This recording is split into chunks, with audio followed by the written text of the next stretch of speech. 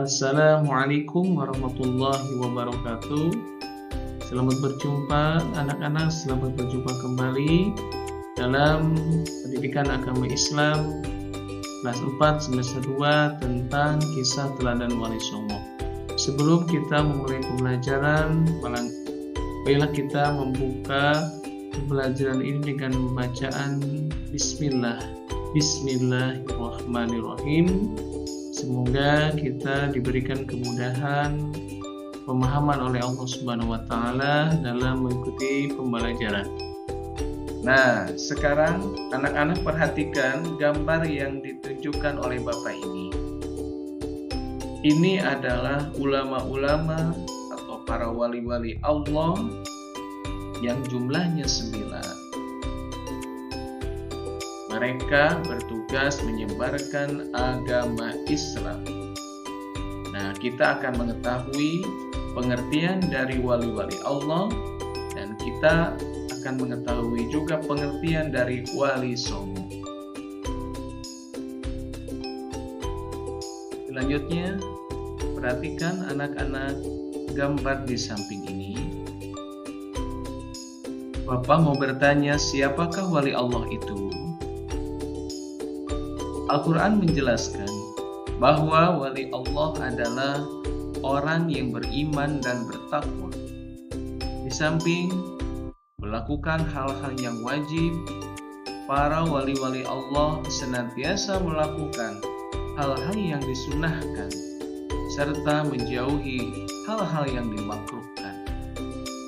Allah Subhanahu wa Ta'ala berfirman dalam Quran surat Yunus ayat 62 sampai 63. A'udzu billahi minasy syaithanir rajim. Bismillahirrahmanirrahim. Ala inna awliya Allah la khawfun 'alaihim wa la hum yahzanun. Alladzina amanu wa kanu yattaqun. Shadaqallahul 'azim.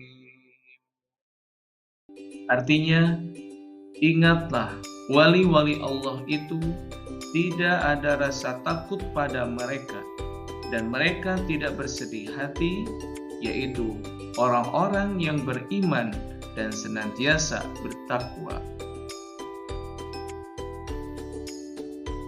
Selanjutnya, anak-anak, tentang keimanan para wali Allah. Keimanan yang dimiliki oleh wali Allah tidak dicampuri oleh kesyirikan. Mereka tidak mengakui kekuatan yang lain, misalnya batu, keris, tombak, senapan, dan lain-lain yang merupakan perbuatan syirik. Perbuatan syirik itu artinya perbuatan menyekutukan Allah dan merupakan contoh kezaliman yang besar. Allah tidak akan mengampuni dosa syirik. Ketakwaan wali Allah. Keimanan para wali Allah tidak sekadar pengakuan, tetapi keimanan mereka menghasilkan ketakwaan. Mereka melakukan apa yang diperintah oleh Allah dan menjauhi apa yang dilarangnya. Mereka tidak hanya melakukan hal-hal yang diwajibkan oleh agama, tetapi juga menjalankan amalan-amalan sunnah. Mereka menghindari perkara yang dimakruhkan dan menjauhi perkara yang diharamkan oleh Allah Subhanahu wa Ta'ala. Oke, anak-anak, sebelum Bapak melanjutkan ke pembahasan selanjutnya tentang kisah teladan Wali Songo, ada pertanyaan dari Bapak. Siapa yang bisa menjawab? Coba anak-anak bisa ajukan tangannya. Pertanyaan pertama, sebutkan 3 contoh perbuatan syirik. Pertanyaan kedua, sebutkan 3 contoh perbuatan maksiat. Nah, silakan anak-anak untuk menjawab. Materi selanjutnya yaitu kisah teladan Wali Songo. Pengertian Wali Songo. Wali Songo adalah 9 wali yang dekat dengan Allah Subhanahu wa Ta'ala. Wali Songo di Nusantara dikenal dengan 9 tokoh penyebar agama Islam yang paling populer di Pulau Jawa. Di antara para wali-wali Allah yang termasuk ke dalam nama-nama Wali Songo, yaitu yang ke-1 adalah Sunan Gresik atau Maulana Malik Ibrahim. Maulana Malik Ibrahim disebut juga Sunan Gresik atau Sunan Tandes. Ia lahir di Samarkand, Asia Tengah, dan wafat di Desa Gapura, Gresik, Jawa Timur. Kisah keteladanannya adalah semangatnya untuk mendakwahkan Islam. Sunan Gresik banyak membela rakyat Jawa yang tertindas oleh kerajaan Majapahit. Ia juga mengajarkan cara-cara baru bercocok tanam. Yang kedua adalah Sunan Ampel atau Raden Rahmat. Sunan Ampel atau Raden Rahmat dianggap sebagai sesepuh oleh para wali lainnya. Makam Sunan Ampel terletak di dekat Masjid Ampel, Surabaya. Kisah keteladanan yang menarik adalah ketika Sunan Ampel berdakwah kepada Prabu Brawijaya. Meskipun akhirnya tidak memeluk agama Islam, Prabu Brawijaya terkesan dengan ajaran agama Islam sebagai ajaran budi pekerti yang mulia.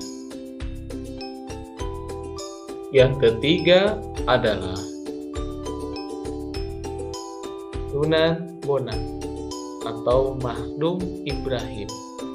Sunan Bonang adalah putra Sunan Ampel dan sekaligus muridnya. Ia wafat pada tahun 1525 Masehi. Kisah keteladanannya adalah cara berdakwahnya yang sangat bijak. Sunan Bonang sering menggunakan kesenian rakyat untuk menarik simpati mereka. Ia memasukkan alat musik Bonang pada seperangkat alat musik gamelan. Oleh karena itu, ia dikenal dengan sebutan Sunan Bonang.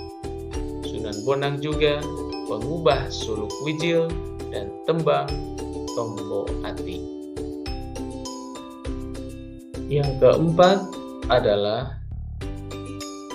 Sunan Derajat atau Raden Kosit. Sunan Derajat juga putra Sunan Ampel. Ia diperkirakan wafat pada tahun 1522 Masehi. Pesantren Sunan Derajat dijalankan di Desa Derajat, Kecamatan Paciran, Lamongan, Jawa Timur. Kisah keteladanannya adalah cara dakwahnya yang menekankan keteladanan dalam hal perilaku yang terpuji, kedermawanan, kerja keras, dan peningkatan kemakmuran masyarakat sebagai pengamalan agama Islam. Sunan Derajat juga berdakwah melalui kesenian. Tembang Macapat Pangkur disebut sebagai ciptaannya. Yang kelima adalah Sunan Kudus atau Ja'far Shodiq. Sunan Kudus adalah putra Sunan Wudung atau Raden Usman Haji. Ia memiliki peran yang besar dalam pemerintahan Kesultanan Demak. Ia menduduki posisi sebagai Panglima Perang, penasehat Sultan Demak, dan Hakim Peradilan Negara. Yang keenam adalah Sunan Giri atau Raden Paku. Sunan Giri adalah putra Maulana Ishaq. Ia termasuk murid Sunan Ampel dan seperguruan dengan Sunan Bonang.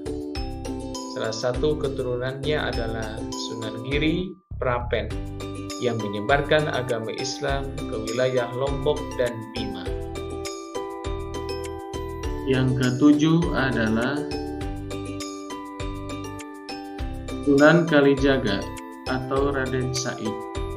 Sunan Kalijaga adalah putra Adipati Tuban yang bernama Tumenggung Wilatikta atau Raden Syahur atau Syed Ahmad bin Mansur atau Syekh Subakir. Ia adalah murid Sunan Bonang. Sunan Kalijaga juga menggunakan kesenian dan kebudayaan sebagai sarana untuk berdakwah, seperti wayang kulit dan tembang suluk. Tembang suluk lir-ilir dan gundul-gundul pacu juga dianggap sebagai hasil karyanya. Yang kedelapan adalah Sunan Muria atau Raden Umar Said. Sunan Muria atau Raden Umar Said adalah putra Sunan Kalijaga. Ia adalah adik ipar Sunan Kudus. Tempat tinggalnya di Gunung Muria yang letaknya di sebelah utara kota Kudus, Jawa Tengah. Yang kesembilan adalah Sunan Gunung Jati atau Syarif Hidayatullah. Sunan Gunung Jati atau Syarif Hidayatullah adalah putra Syarif Abdullah Umdatuddin. Ia berjasa mengembangkan Cirebon sebagai pusat dakwah dan pemerintahannya yang kemudian menjadi Kesultanan Cirebon. Anaknya yang bernama Maulana Hasanuddin juga berhasil mengembangkan kekuasaan dan menyebarkan agama Islam di Banten sehingga kemudian menjadi Kesultanan Banten. Alhamdulillah, pembelajaran sudah selesai. Sekian kegiatan pembelajaran pendidikan agama Islam dan budi pekerti hari ini tentang materi kisah teladan Wali Songo. Mudah-mudahan kita senantiasa memahami kisah keteladanan Wali Songo. Mengakhiri kegiatan pembelajaran, marilah kita bersama-sama mengucapkan hamdalah, alhamdulillahirabbil alamin, dan mari kita membaca doa kifaratul majlis. Subhanakallahumma wa bihamdika asyhadu an la ilaha illa anta astaghfiruka wa atubu ilaik. Ila liqa, selamat berjumpa kembali kepada anak-anakku yang soleh dalam pertemuan selanjutnya. Semoga kita diberikan kesehatan lahir batin oleh Allah Subhanahu wa taala untuk melanjutkan materi tentang kisah teladan Wali Songo. Akhirul kalam, wassalamualaikum warahmatullahi wabarakatuh.